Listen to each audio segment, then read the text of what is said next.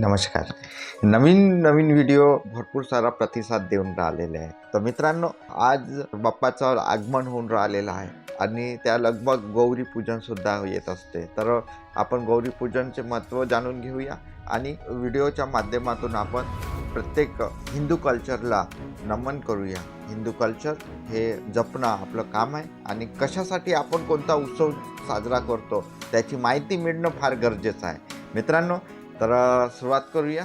गणेशोत्सवाच्या मंगल वातावरणात आपल्या घरी अजून एक दिव्य सोहळा येतो, तो म्हणजे गौरी पूजन. आज आपण जाणून घेणार आहोत देवी गौरीच्या पौराणिक कथा, पूजनाची पद्धत, महिलांचा उत्साह आणि सणाचं आजचं जीवनातील महत्त्व. तर पुराणानुसार आपल्या गौरी म्हणजे पार्वती देवीचं रूप आहे. एकदा पार्वती देवी आपल्या माहेरी हिमालयाच्या घरी येतात. त्यांच्यासोबत गणेश बाप्पाही येतात. 2 दिवस त्या माहेरात राहतात. प्रेमाच्या मायलेकीच्या नात्याचा आनंद घेतात. यालाच आपण गौरी आगमन म्हणतो. दुसऱ्या कथेमध्ये गौरी म्हणजे लक्ष्मीचं रूप. त्या पृथ्वीवर येतात धन धान्य ऐश्वर्य घेऊन. स्त्रिया त्यांचं पूजन करून कुटुंबासाठी सुख समृद्धी आणि ऐश्वर्य मागतात. या कथामधून एक गोष्ट स्पष्ट होते, गौरी म्हणजे समृद्धी, स्त्री शक्ती, मातृप्रेमाचं प्रतीक. तर आपण प्रत्येक ठिकाणी 2 दिवसाची गौरी असते. तर भाद्रपद शुद्ध तृतीया दिवशी गौरीचं आगमन होते.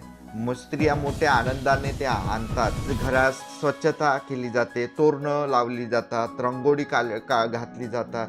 गौरींना सुंदर साडी, दागिने आणि फुलांनी सजवलेलं जातं. महिला काही ओव्या म्हणतात, जसं पूजन करतात. मुलं बी सहभागी होतात, त्यांचे छोटे छोटे मुलं सुद्धा त्याच्यामध्ये सहभागी होताना आपण बघतो. गौरी पूजन हा स्त्रियांचा एक खास सण आहे. या दिवशी महिला एकत्र येतात, देवीसमोर बसतात आणि ओव्या सुद्धा म्हणत असतात. त्याही ओव्या घरातील नाती, सणांचा आनंद आणि देवीबद्दलचं प्रेम प्रकट होतं. गौरी आली एक पारंपरिक ओवी आहे. गौरी आली घरा माझं, सोनेरी कंगन त्याला हाता माझं. स्त्रिया एकमेकींना व्रत कथा सांगतात, साखर फुले देतात आणि देवीला आरत्या अर्पण करतात. गौरीचा सण म्हटलं तर गौरी पूजनात पुरणपोळी, करंजी, मोदक, लाडू, फळं आणि पंचपक्वान्नाचा नैवेद्य दाखवला जातो. गौरीसमोर दिवा लावून आरती केली जाते. यावेळी घरात मंगलमय वातावरण निर्माण होत असते. आणि ज्यावेळी दुसरा दिवस येते, गौरीचा विसर्जनचा दिवस होते, हा निरोप भावुक होणारा होतो. कारण जेव्हा गौरी मांडतात त्यावेळी खूप असं म्हणजे उत्साह असते आणि ज्यावेळी त्यांना आपण विसर्जनचं असते तर गौरी येते वर्षभरानंतर, पण 1-2 दिवसाचं मध्येच त्याला आपण विसर्जन करून टाकतो. 2 दिवसामध्ये विसर्जन असते.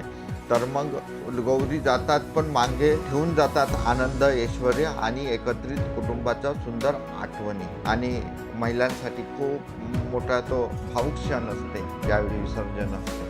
तर गौरी पूजन हा फक्त धार्मिक विधी नाही तर सामाजिक बंध जोडणारा उत्सव आहे. या सणामुळे स्त्रियांमध्ये एकता, प्रेम आणि सहकार्य वाढतं. कुटुंब एकत्र येतं.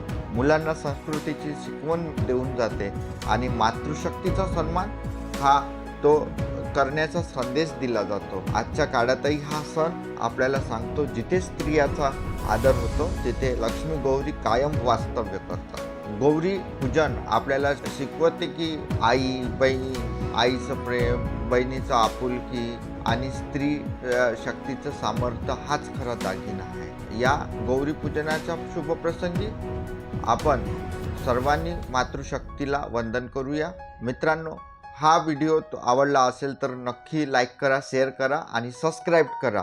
तुमच्या घरचं गौरी पूजन कसं होतं हे कमेंटमध्ये सांगा. धन्यवाद.